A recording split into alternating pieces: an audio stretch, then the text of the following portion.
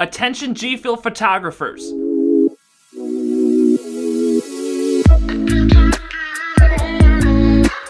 One thing that I've been noticing a lot from photographers, be it Gfuel photographers, product photographers, any sort of photographer, is the immense amount of reflections that I'm starting to see in people's photos that can very easily be completely removed with just some simple lighting tricks. So as you can see, I have a well-exposed image here. I'm gonna take the image, no reflections on the shaker, no reflections on the tub. Now, as I turn the light from the camera to the shaker, you can start to see more and more of this streak, this vertical streak right up along here. So if I take this image, you can see that it really makes a big difference. Now, a lot of times I see it right over the Gfuel logo. So if I take this image, you can see that that vertical streak cuts right into the Gfuel image. It looks ugly, it's very easy to pick apart, and I think that it's very easy to just change how your situation is lit. A lot of people like to use their phones.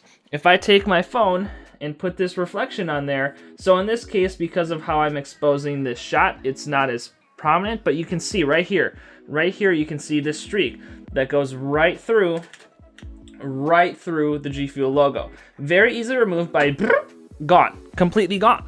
So if as a photographer you need or you want to improve your shots, simply look at how they're being lit. I think that this is a very simple application and a very good example to show, because I see it a lot online, and I know that a lot of people really like taking shots of Gfuel or of their products. Whether it's a shirt, a product, a tub, or whatever it is, you can very easily better your photos and better your photo game for better social media results simply by changing how your shot is lit. Another thing that I see a lot of is depth of field roll-off. Now, most photographers have that nifty 50, that 50mm 1.8 lens. It's the cheapest prime lens you can get. It gives that really good bokeh and it really does produce great images. But I think a lot of people, especially as they're starting out, really want to enhance their depth of field and really just show, hey, I have this DSLR, hey, it's got a lot of bokeh, hey, this nifty 50 does produce a lot of great background blur, but it also takes away from the blur of the image. So as you can see here,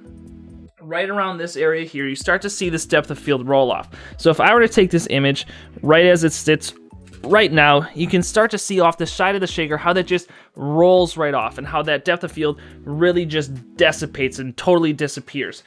Simple solutions, guys. One, rotate it so that you have the whole shaker, the whole name in frame, in focus. Now, obviously, there are situations where you might want it a little bit of an angle so you can see specific parts, or you're trying to maybe put it at a different part of the composition so that it can bring this in here, and you're trying to draw your eyes kind of into the middle of the composition so that, with Gestalt's rules, you have things like that. Another simple solution is that everybody doesn't need 1.8 depth of field on their images. So if I were to do this, just increase my aperture to 4.5, even a little bit more most likely, but since I'm trying to light this for a video situation, I don't have all the light capable that I normally would, but even just this 4.5, as you can see, makes a huge difference into how your image is going to look. Now lastly, and almost most arguably, is that your photos need to tell a story. I see a lot of people, and I was once one of these people, who really banked on the whole shaker in the tree, or I'm outside with the shaker. That doesn't tell a story. What really begins to tell a story is just how you're using these products and what you're doing with these products. So I'm going to set up this scene right here that's going to document how I'm using Gfuel today.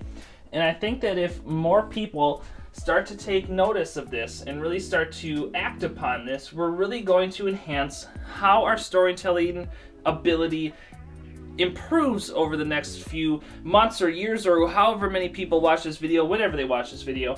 But I think that if you can tell the story of how you're using the product and why you're using the product, the photo becomes a whole lot more involved than just, hey, I'm outside, I'm holding out this shaker, here's this product. It becomes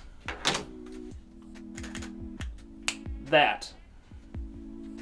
So as you can see from that photo, it looks very much like there's a story being told. There's somebody on a computer using Gfuel. The cap is open, so there's a little bit out of it. So obviously I've made the strawberry shortcake in this shaker. I've taken a sip out of it, and now I'm in my workspace. Now I'm in my workflow. Now I'm doing business. And I think that if we start to deviate more towards things like this with the better lighting, with the watching the roll off, as you can see this image, there's no light, there's no roll off issues.